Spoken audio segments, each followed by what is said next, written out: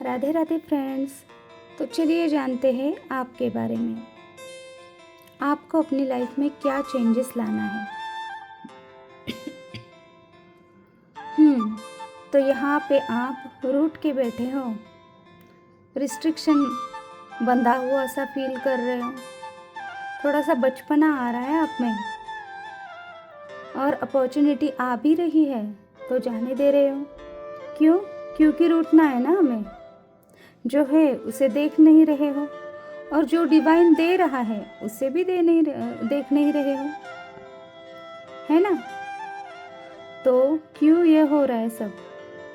Heart break हुआ है, कुछ दिल को लगा है, रोने का मन कर रहा है, थोड़ा सा इमोशनल पेन है ना। कुछ अनएक्सपेक्टेड हो रहा है, कुछ लग रहा है कि सब कुछ ख़त्म हो रहा है, एंड हो रहा है। तो क्या सचमुच ख़त्म हो रहा है? एक बार सोचिए। यहाँ पे मुझे आपकी न्यू बिगिनिंग दिख रही है, पैसों में ग्रोथ दिख रही है, मटेरियलिस्टिक लाइफ में ग्रोथ दिख रही है।